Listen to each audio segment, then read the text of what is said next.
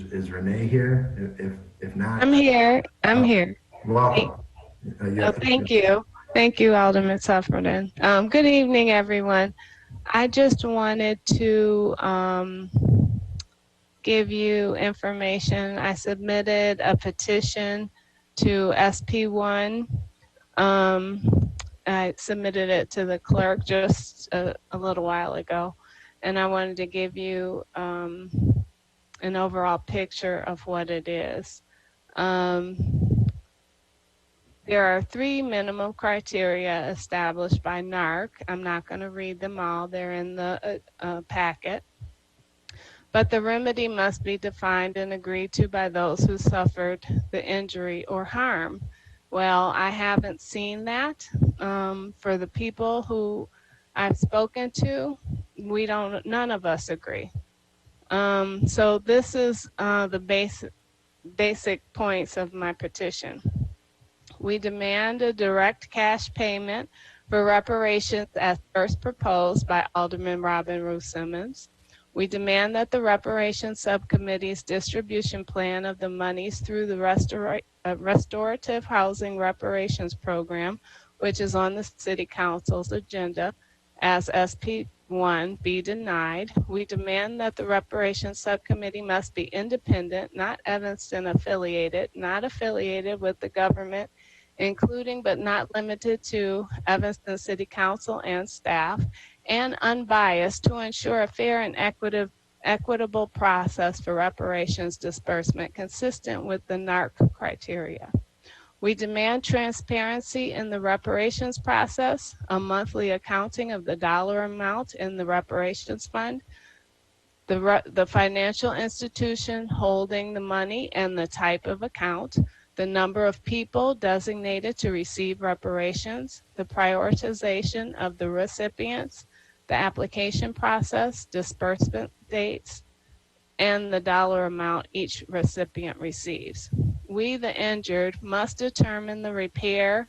We, the injured, must direct the repair, and reparative policy must specifically be designed to redress specific past harms, i.e. crimes against our humanity. Thank you. Thank you, Renee. Ms. Payton, thank you for that. I will forward the petition on to the rest of the council. Okay, thank you, clerk. All right, next up is Tina Payton. Tina, are you here? I am. Good evening, everyone. I hope everybody else is well. I hope a speedy recovery for Alderman Wilson. So I want to agree with what Renee just said. We want a cash payment. The original proposal that Alderman Robin Ruth Simmons came to the City Council was a cash payment, and we want to continue the cash payment. There are many groups that have received cash payment. Japanese receive cash payment. The Jewish people receive cash payment. The Indians received cash payments from their benefits from the casinos. And we're the only group that does not receive cash payment. This is discrimination on discrimination. If you direct us what to do with the money, it is supposed to help us from the harms that we have already been through. And so now you're trying to give it to someone without passing through our hands. We should have the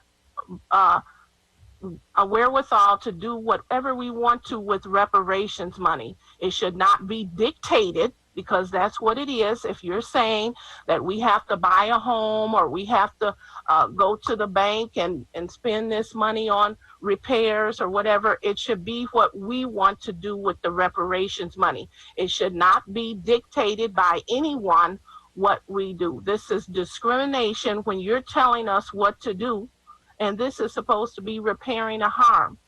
And so I would like to object to SP1 as well.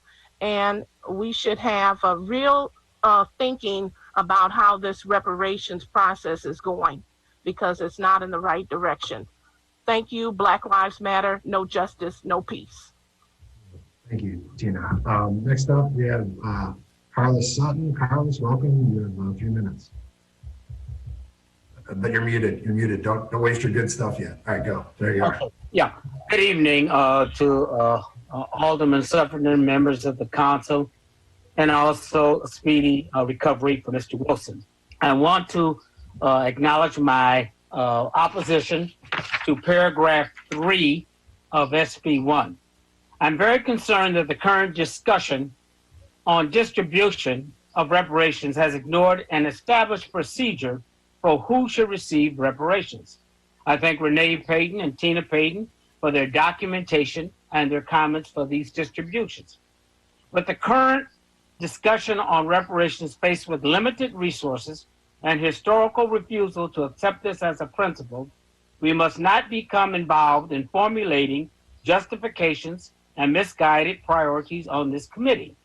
It is clear that those who have been adversely affected have priority.